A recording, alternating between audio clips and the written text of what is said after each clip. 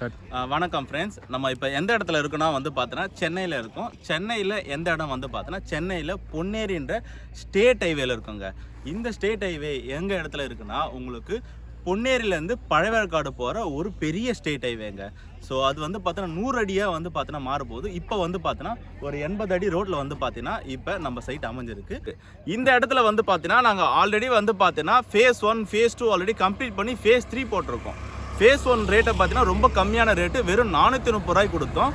அதுக்கு அடுத்தது வந்து பார்த்தீங்கன்னா 502 ரூபாய் கொடுத்தோம், வித் டிடிசிபி அப்ரூவோட கொடுத்தோம்.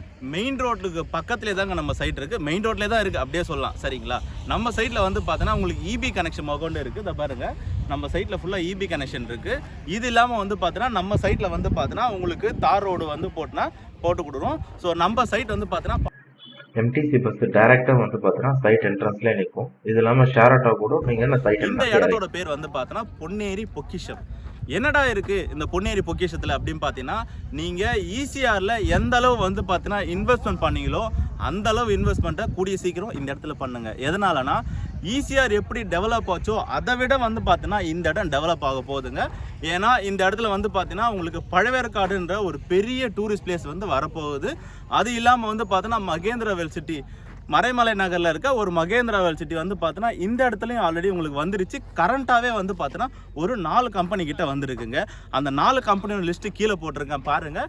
ஸோ உசாய், நிசாய், அதுக்கப்புறம் வந்து பார்த்தீங்கன்னா டக்னா, யான்மர். ஸோ 4 கம்பெனி கிட்ட இப்போ கரண்ட்டாக ரன் ஆகிட்டு இருக்கு. ஸோ இது இல்லாமல் வந்து பார்த்தீங்கன்னா அவங்க மொத்தம் 925 ஏக்கர் கிட்ட பர்ச்சேஸ் பண்ணியிருக்காங்க.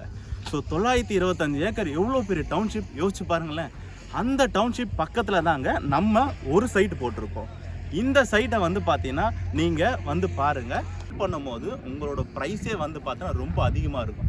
ஸோ இப்போ நம்ம சைட்டை பார்க்குறது எவ்வளோ பெரிய பஸ் வந்து பார்த்தீங்கன்னா ஃபுல்லாகவே வந்து பார்த்தீங்கன்னா நம்ம தான் வந்து பார்த்தீங்கன்னா அவங்க அமௌண்ட் செலவு பண்ணி கஸ்டமர்ஸ் எல்லாமே கூப்பிட்டு வரோம். ஸோ பஸ்ஸு ஃபுல்லாகவே பார்த்தீங்கன்னா உங்களுக்கு கஸ்டமர் தான் இருக்காங்க. ஸோ நீங்கள் கண்டிப்பாக இந்த இடத்துல வந்து பார்த்தீங்கன்னா ஒரு இடத்த வாங்குங்க.